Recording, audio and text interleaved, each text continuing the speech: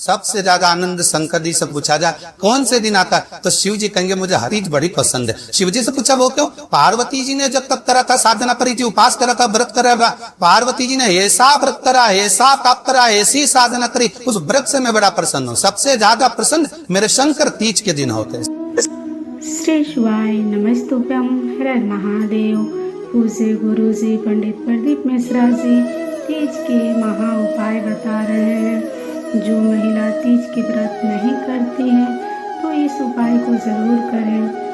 जिसके घर में लंबे समय से कोई बीमार है या व्यापार नहीं चल रहा है या पैसों से लेकर कोई दिक्कत चल रही है तो आप इस उपाय को जरूर कर सकते हैं। सबसे ज्यादा प्रसन्न। और माताओं से निवेदन रहा है, बार बार कहते हैं आप अगर इसका व्रत नहीं भी करते हो तो भी 5-6 वृक्ष की 7 वृक्ष की पत्तियों को तोड़कर तीज के दिन शंकर भगवान को समर्पित कर दो। शंकर जी उस व्रत को स्वीकार कर लेते हैं। इतने प्रसन्न हो जाते हैं। मेरे शिव की प्रसन्नता है तीज का कि कल है तीज। शंकर और पार्वती 16 दिन तक तैयार हुए थे और तैयार होने के बाद शिव और पार्वती शिव महापुराण के यजमान बनकर जा रहे थे। तो कल का दिन है, वो शुक्ल पक्ष की तीज आती है, वो उस दिन शंकर और पार्वती शिव महापुराण के यजमान बनकर कथा सुनने के लिए गए थे। 16 दिन तक पार्वती और शंकर का श्रृंगार होता है।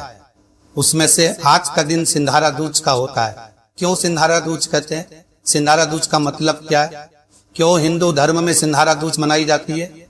आज पूरे भारत की भूमि पर कई माताएं हाथ में मेहंदियां लगाती है, चूड़ियां पहनती है, सुंदर चुनरी पहनती है, माँ ब्रह्मचारिणी का पूजन करती है, माता का आराधना करती है। सिंधारा दूज का मतलब ये होता है कि चंचुला देवी जब 14 दिन तक शंकर और पार्वती अपने गुफा में से बाहर नहीं निकले शिव महापुराण के यजमान बनने के लिए, तब माता चंचुला देवी ने हाथ जोड़कर माँ जगदनी जगदम्बा को सुंदर वस्त्र, सुंदर चूड़ियां, सुंदर आभूषण माता के चरणों में ले जाकर समर्पित करे थे और कहा माँ इन चूड़ियों को जो मैं दे रही हूँ, ये लाल चूड़ी, ये लाल श्रृंगार, ये लाल वस्त्र, जो लाल चूनर यूं मैं प्रणाम कर रही हूँ, माँ बस ऐसी कृपा कर दे कि तू इन चूनर को धारण करे और मेरा भी सौभाग्य, मेरा भी सुहाग अमर कर दे। बस इतनी कृपा मेरे ऊपर कर दे। वो सिंधारा दूज का महत्व है।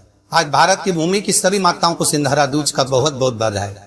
माता पार्वती, गणगौर महारानी, ब्रह्मचारिणी महारानी, माँ जगत जननी आपके सुहाग को अखंड सौभाग्यवती बनाए, यही भगवान से प्रार्थना। जैसे चंचुला देवी ने माता पार्वती से निवेदन करा था, आप भी एक भाव से निवेदन कर। आप अगर ऐसा महसूस होता है कि किसी ने आपकी दुकान पर बंधन कर दिया, आपका व्यापार बंद दिया, 4 दिन दुकान अच्छी चल रही है और 4 दिन बंद हो रही है, तो महाराज तो निवेदन करूंगा मैं आपको ऐसा लगता है कि आपका व्यापार अब 4 दिन अच्छा चल रहा है, फिर गिर रहा है, फिर चल रहा है, फिर नीचे आ रहे हैं, जब आपको ऐसा लगे या किसी की तबीयत थोड़े दिन अच्छी हो रही है, फिर गिर रहा है, फिर अच्छी हो रही है, फिर बेकार हो रही है, फिर अच्छी हो रही है, फिर बेकार हो रही, दवाई खा रहे हो नहीं लग रही, तो आप तो प्रयास कर रहा थोड़ी सी काली तिल्ली लेना महाराज जी, उसमें एक बमूल का कांटा लेना, काली तिल बमूल का कांटा और किसी भी वृक्ष की 5 पत्तियां लेना। मैं उसको लेता था अपने दुकान में व्यापार में, ये जिसको औषधि ना लग रही हो, जिसका स्वास्थ्य गड़बड़ हो रहा हमारा, उसका स्पर्श कराकर या 21 बार उस पर से उतार है। और उतार में क्या नाम लेकर है? अवधूतेश्वर महादेव। कौन सा महादेव? जम के बोल रहे अवधूतेश्वर महादेव। आप साफ कर कहता है कि अवधूतेश्वर महादेव का जो रूप है वो रोग का निवारण करने के लिए व्यापार की वृद्धि को आगे बढ़ा रही थी। तो अगर मान लो उधर प्रॉब्लम चल रही है, व्यापार में दिक्कत आ रही है, व्यवसाय में तकलीफ आ रही है, या किसी न किसी रूप में कोई ना कोई कष्ट आपको लग रहा है, तो अवधूतेश्वर महादेव का नाम लेकर काली तिल्ली वृक्ष की पत्ती और इन बमूल का कांटा लेते और आप दुकान में से उतार लो, चाहे शरीर पर से उतार लो, उसको ले जाकर किसी भी चौराहे पर उसको पटक दीजिए। चोर रास्ते पर नहीं डाल सकते तो बहते हुए पानी में डाल दीजिए, बहता हुआ पानी ना मिले तो पीपल के वृक्ष के नीचे डाल दीजिए। किसी व्यक्ति ने मानो बड़े कोई भूमि पर कब्जा करना, वो नहीं छोड़, तो उसके लिए भी कल का दिन बड़ा महत्वपूर्ण है। उसके लिए कल का लिबस परम रख हो।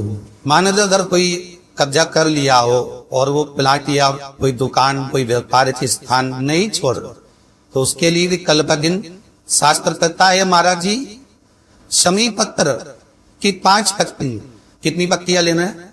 5।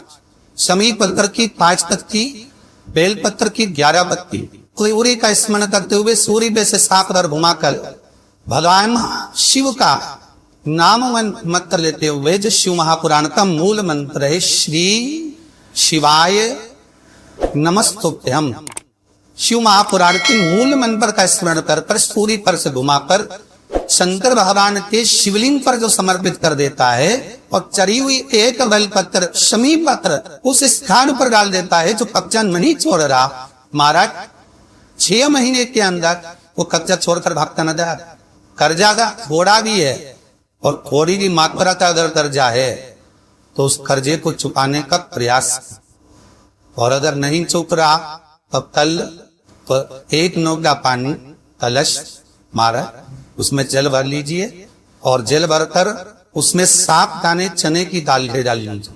7 दाने चने की दाल को डालकर उसमें थोड़ा सा कुंको रौली थोड़ी सी इसमें डालिए, 3 शमी पत्र, 1 बेल पत्र उस सब जल के अंदर डालिए और डालकर सूर्य नारायण भगवान को दर्शन करते समय, जल छोड़ते समय उत्तर की ओर आपकी दृष्टि जब उत्तर का जो भाग हो उस ओर जल का भाग थोड़ा सा छोड़े। आखिरी का बचा हुआ जब जल और बेलपत्र शमी पत्र है एक साथ जब छोड़े तो जितना अपने मन में भाव हो कि हमारा इतना कर्जा है बाबा वो चूक जाए, या कोई पैसे नहीं दे रहा है उसका भी स्मरण कर सकते कि हमारे इतना उपके लेना, और वो जल शमी पत्र बेलपत्र उसी समय पर नीचे डाल लें, उसका चीथा थोड़ा सा अपने ऊपर लेकर प्रवेश कर, ज्यादा से ज्यादा 5 महीने 6 महीने कहीं ना कहीं बाबा ऐसी कृपा कर देता है, कोई सहयोग कोई धन कोई संपदा कोई व्यापार ऐसा बना देता है कि पैसा हाथ में आता है और कर्जा चूक जाता है। ये बाबा ये और एक बात तो याद रखना, हमें किसी से लेकर नहीं देना है पैसा, भगवान से ये निवेदन करना है हमको कि बाबा हमको ऐसा देता है दे, ऐसा धन हमारा खुद का दे जिससे हम अपने पैसे से कर्जा चुका। एक बात को ध्यान से सुनिएगा, विवाह हो, शादी, संतान प्राप्ति, विवाह के बाद में विवाद या किसी नए कार्य के लिए आगे बढ़ रहे हैं और उसमें अड़चन आ रही है, तो एक बार किसी ज्योतिष आचार्य के पास जाकर पूछना, वो बता देगा या तो मंगल या शनि कुछ ना कुछ कोई ना कोई पूर्व ग्रह का तकलीफ दे रहा होगा। ज्योतिष आचार्य के पास जाएंगे, वो कहे जितने भी ग्रह हैं, चाहे राहु हो, केतु हो, मंगल हो, शनि हो, बुध हो, भूम हो, सूर्य हो, ये सारे जो ग्रह हैं ये शंकर भगवान के शिवलिंग के पास में विराजमान, शिवलिंग के पास में विराजमान। कभी मौका मिल जाए, विवाह शादी में देरी हो रही हो या कोई नया कार्य चालू कर रहे हो उसमें देरी हो रही हो, या कोई सर्विस के लिए नौकरी के लिए जा रहे हो और वो कार्य नहीं हो रहा हो, तो एक धतूरा, केवल एक धतूरा, उस धतूरे को फोड़कर उसके अंदर का फल निकाल उस फल को शिवलिंग पर चढ़ाओ, 1 लोटा जल शंकर भगवान को समर्पित समर्पित करो। उसके बाद में विवाह के लिए अगर समर्पित करे हैं तो विवाह में देरी नहीं होगी, व्यवसाय और व्यापार के लिए अगर नौकरी के लिए समर्पित करे हैं तो उसमें देरी नहीं हो। श्री शिवाय नमस्तुभ्यम, सब बोलिए एक बार जमकर, श्री शिवाय नमस्तुभ्यम। प्रैक्टिकल जरूर करा, ऐसी और वजह महाराज झूठ तो नहीं बोला, शास्त्रों की बातें हमारे जीवन में हमें सुख प्रदान करें, इसलिए इस भाव का आनंद करते हुए आज भी दरगाह को विराम देते हैं। आशा करते हैं यह वीडियो आपको पसंद आई होगी। वीडियो पसंद आई हो तो वीडियो को लाइक करें, चैनल पर नए हैं तो चैनल को सब्सक्राइब करें।